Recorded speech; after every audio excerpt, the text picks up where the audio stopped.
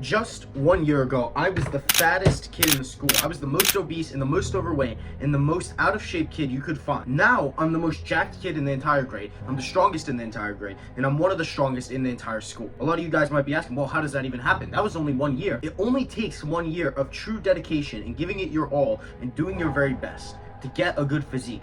The gym is one of the simplest things on this planet. If you lift up a weight, put it up, put it down, you're gonna get big if you do that enough times.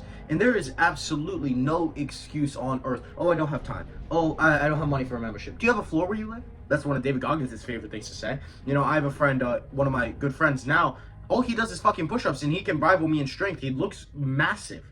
And all he does is fucking push-ups and he gets a pull-up bar, he does pull-ups and he does calisthenics. Like, I wish I could just do calisthenics.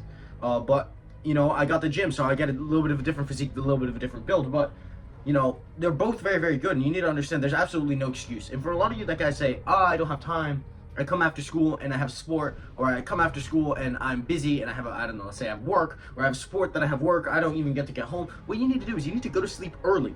This is what I say to every single one of my friends, every single time. It's the same as, oh, I can't wake up early, it's too difficult. It's not that difficult. You do it once, you do it a second time, do it a third time, and then become second nature. So all you need to do is you need to go to bed early. You need to understand how much sleep do you need. 8 hours, 7 hours. Usually I need 7 to 8 hours, right? So what I'll do is I'll go to bed at 9:30 and then wake up 5:30, or I'll go to bed 9, wake up at 5. I usually will wake up at 5:30. 5:30, I'm out the house by 6, and by 6:05 I'm at the gym. 6:05, I stay there until school starts, and straight from the gym I go to school. You can't tell me you can't get a bicycle for, I don't know, $100, some normal bike, or get it from your dad, or get it from your mom, or whatever, and bike to the gym, and then bike to school right after that, if you're in a small town. If you're in a bigger town, you may need to bike, or you may need to get a ride, or you can get yourself an Uber, or you can get an electrical bike, I don't know, something.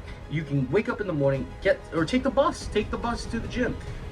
You wake up in the morning, you get to the gym, you work out till school starts, go to school right after that, and now you have no problem with time because you woke up early and you got it done. And now the rest of your day is free.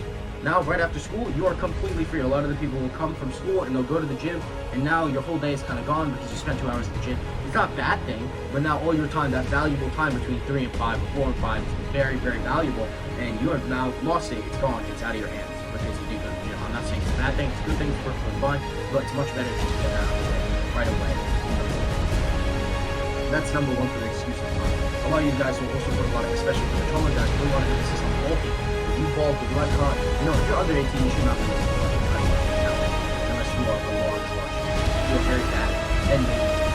99% of the time, all you do is bulk. All I've ever done is bulk. I don't actually go through how many fucking calories. I don't do this much, that much. The two most important things you're looking for is calories. Deficit or calorie surplus. So that's your most important. Are you burning more or less calories? If you eat more calories than you burn, you're going to gain weight. If you burn more calories than you eat, you're going to lose weight. That's basically all it is. And if you want to bulk up more, you need to eat more. And you need to understand, if you want to get big and you don't eat any food, your body physically does not have enough nutrients to put muscle on your body. It's impossible for your body to say, oh, we need this muscle, but he didn't give us anything. It's like I say, go build that house over there and not give you any fucking bricks, or not give you fucking anything, right? And then no materials, and no money to get the materials. But that's one of the most important things with that calorie surplus. You just need to make sure that you eat enough food. And for me, I never really cared. I'm like 5'8", I'm a pretty decent height, right? I never really had the problem of being too fat because I would just train it off. And worst case scenario, what I highly suggest for those of you who are fat already, I would suggest go to the gym, and right after you finish your workout, do incline walk. Increase the incline to, it doesn't have to be max, but you increase the incline and you just walk on an incline. That itself is one of the best things for burning fat there is to do. The two biggest things with burning fat, a lot of people misconstrue is, oh yeah, I'll go on a run, I'll burn fat. That really doesn't work, because what happens is when you go on a run, your body needs energy quickly. If you guys don't know, you have glucose, you have grains, the food that you ate, whatever, right? So your body will first go through, the glucose, go through the sugar, first reserves. Then it will start going through your food, see if there's anything else that maybe it missed, blah, blah, blah. Then, once it's out of food, out of grains, out of glucose, everything is gone. Around your muscles there is, I don't want to get too sciencey, but there's extra reserves. So it cracks into the extra reserves. And then you think, oh, well, after the extra reserves, it's going to crack into your fat. No, it's going to crack into your muscle. Why? Because the muscle takes like 10 seconds to break apart and get energy from. Fat takes 6 hours to break down. And when you run, you need energy quickly. And your body is just not going to be able to break down that fat fast enough for you to be able to run. So basically what happens, if you run too much, you will start to burn into your muscle. Will David Goggins agree with that? Probably not. But if your body knows that it needs the muscle, if you continue to send the signal to your body, we need this muscle, you can't fucking burn it, and you give it the means to take care of the things it needs to take care of without the muscle, without burning the muscle, then you're fine. Like what I'll do is if I know I'm gonna go on a big run, I'll eat a lot of pasta, I'll eat a lot of fucking candy, or I'll eat snacks beforehand, whatever it may be. It doesn't fucking matter, as long as you eat before that so that your body has enough energy. You need to understand your body is a machine, and your body is just like a car. You need to give it the oil change, you need to give it maintenance, you need to give it gasoline. If you don't fucking put gasoline in the car, it's not gonna do well. And your body's only gonna work well on a nice, good gasoline, premium gasoline. You want to give your body as good food as possible. So I would love to stay away from Red 40 is one of the biggest things I hate. I mean, I don't hate it. Every once in a while, maybe I'll eat a fucking Twizzler Red 40. Maybe I'll eat like a gum Red 40, right? I don't eat it, I don't swallow it, but regardless, you know, it's not that big of a deal, but I would try and avoid it the best you can, as much as you can, because it's really getting into all of our stuff, and the blue one, the yellow one, those colors, because they're all made of petroleum, which is legitimately gasoline for cars. So stay away from that. But that's for the bulking thing. You just need to make sure that you're eating enough food so that you are able to give your body the nutrients necessary for it to put muscle on you. And the final thing is the gym, or doing push-ups, or doing something. Really, the biggest thing is just training every single day. At the start, you should train every day.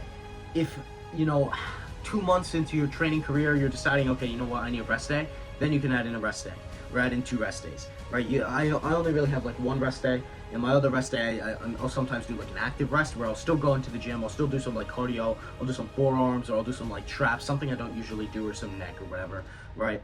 I'll do that, and then that will be my rest day, basically, that I'm doing something that I don't typically do.